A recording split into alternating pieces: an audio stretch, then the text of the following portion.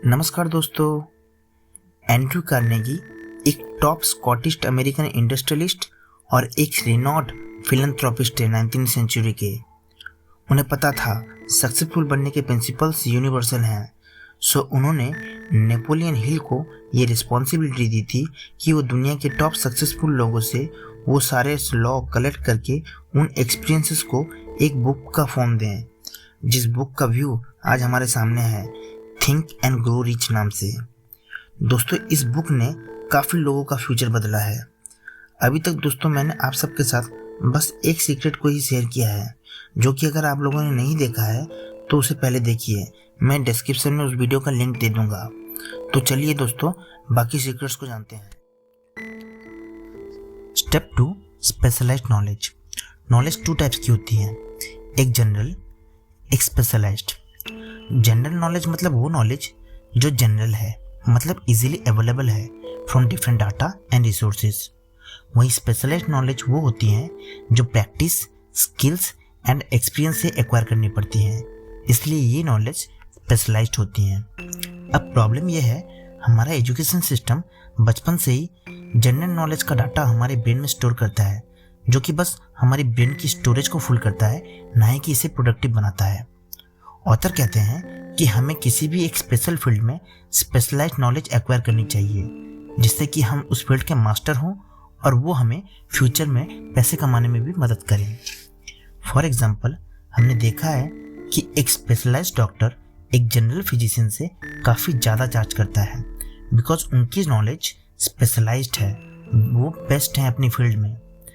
अब अगर हम आज की बात करें तो हम इंटरनेट के थ्रू एक सिंगल क्लिक से फ्रैक्शन ऑफ सेकंड्स में किसी भी सब्जेक्ट के मिलियंस ऑफ डाटा एक्वायर कर सकते हैं। तो आप मुझे बता सकते हो क्यों हम बचपन से डिफरेंट डाटा से अपने ब्रेन की मेमोरी को फुल करें रेदर देन इसे क्रिएटिव बनाने के। दोस्तों, अब मैं ये बिल्कुल नहीं कह रहा कि जनरल नॉलेज की हमें ज़रूरत नहीं, ज़रूरी है कुछ इंपॉर्टेंट फैक्ट्स को जानना, बट इसका मतलब ये नहीं कि हमारा ब्रेन एक डाटा स्टोरेज सिस्टम बन के रह जाए। उसके लिए ऑलरेडी हमने कंप्यूटर का इन्वेंशन कर दिया है।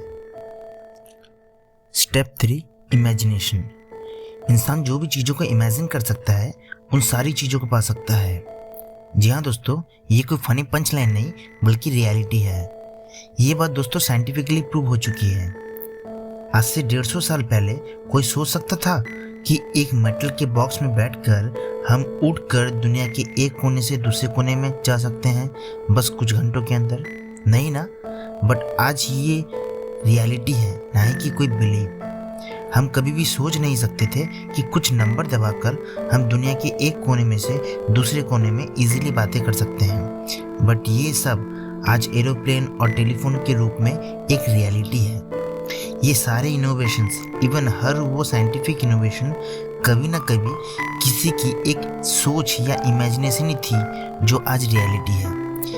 ये बस हेनरी फोर्ड की इमेजिनेशन ही थी जिसकी बदौलत हम हॉर्स राइडिंग से कार ड्राइविंग तक का सफ़र तय कर पाए। दोस्तों, इसलिए ऑथर ने कहा है, ideas are the beginning of the all fortune, ideas are the product of all imagination. दोस्तों, इमेजिनेशन ही हमारी वो पावर है जो हमारे सारे एक्शंस को ब्रेन में फुल प्लान या स्ट्रक्चर करती है। दोस्तों, क्या आप बिना कुछ इमेजिन किए कुछ भी कर सकते हो? Not possible. इसीलिए कहा गया है, ideas are the intangible force but they have more power than the physical brain that give birth to them.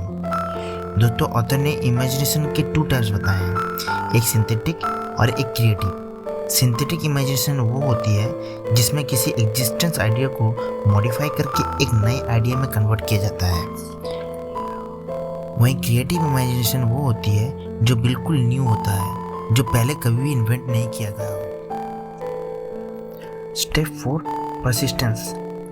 दोस्तों, आप सबने देखा होगा कि कुछ लोग अपने काम को लेकर काफ़ी डेडिकेटिव होते हैं, उनके डिजायर्स भी काफ़ी स्ट्रांग होते हैं, बट फिर भी वो टाइम के साथ फेल हो जाते हैं। रीज़न, उनका किसी भी सिचुएशन के सामने इजीली गिव अप कर देना। आप जब भी कोई काम करते हो दोस्तों, तो आपका टेम्परेरी फेलियर आना कंपलसरी है, बट अगर आप अपने परसिस्टेंस को रिटेन करके रखते हो और अपनी गलतियों से सीख कर आगे बढ़ते हो, तो आपको सक्सेसफुल बनने से कोई नहीं रोक सकता। जी हाँ दोस्तों, आपका बर्निंग डिज़ायर और आपका परसिस्टेंस आपको सक्सेसफुल बना ही देगा। एक बच्चा जो कि महज 12 साल की उम्र में अपने कानों से कम सुनने को लेकर स्कूल से निकाला जा चुका था, अपने बर्निंग डिज़ायर और अपने परसिस्टेंस के बेस पे हिस्ट्री क्रिएट करता है। जी हाँ दोस्तों, मैं बात कर रहा हूँ थॉमस एल्वा एडिसन की, जिन्होंने लाइट बल्ब का इन्वेंशन किया था। अपने इस इन्वेंशन में वो 1000 टाइम्स फेल हुए, बट अपने परसिस्टेंस के बेस पे वो सक्सेसफुल बने। परसिस्टेंस का और एक एग्जांपल है कोलोनल सैंडर्स, जो कि 65 की एज में बैंकरप्ट होने के बाद भी अपने नेवर गिव अप एटीट्यूड के साथ एक मिलियनियर बने। आज वर्ल्ड वाइड KFC के इस फाउंडर को किसी भी इंट्रोडक्शन की ज़रूरत नहीं। सो दोस्तों, अगर आपको भी अपने सपने पूरे करने हैं तो अपने ड्रीम्स को लेकर परसिस्टेंस रहो जब तक कि आपके सपने पूरे ना हो जाएं। Step 5, the power of mastermind. जैसी आपकी संगत होगी वैसे ही आप होगे। ये लाइन्स हमने काफ़ी टाइम सुनी है दोस्तों, और मानो ना मानो ये काफ़ी हद तक सही भी है। आपका सक्सेस और फेलियर आपके एनवायरनमेंट से बहुत हद तक इन्फ्लुएंस्ड होता है। इलस्ट्रेट भी मैं बोलूँ तो हमारी एनवायरनमेंट ही हमारे बिलीफ या सोच को बनाती है, और जैसे हमारे सोच होते हैं वैसे ही हम बनते हैं। अच्छी बात यह है कि हम अपनी इस बिलीफ को बदल सकते हैं अपने नॉलेज के थ्रू। फॉर एग्जाम्पल, किसी ग्रुप में एक लड़के को छोड़कर हर कोई सिगरेट पीता है तो उस लड़के के भी सिगरेट पीने के चांसेस बहुत हद तक बढ़ जाते हैं अपने लाइफ में। इसलिए कोशिश करो कि आप अपना most of the time positive, successful और एक जैसी सोच वालों के साथ स्पेंड करो। ये आपके सोच को पॉजिटिव बनाने के साथ मोटिवेट करेगी सही एक्शन लेने में अपने लाइफ में। आपका नेगेटिव लोगों के साथ रहना आपको बस नेगेटिविटी, क्रिटिसिज्म और डिस्करेजमेंट दे सकता है, क्योंकि नेगेटिव पीपल बस यही दे सकते हैं। 10 सक्सेसफुल लोगों का पॉजिटिव माइंड आपके माइंड को भी पॉजिटिव वाइब देगा, जो कि बस पैरेलल वे में काम करेगा, जिसे फिर कहा जा सकता है द पावर ऑफ मास्टरमाइंड। दोस्तों, मैंने बस 5 सीक्रेट को ही इलाबोरेटली आप सबके साथ शेयर किए हैं।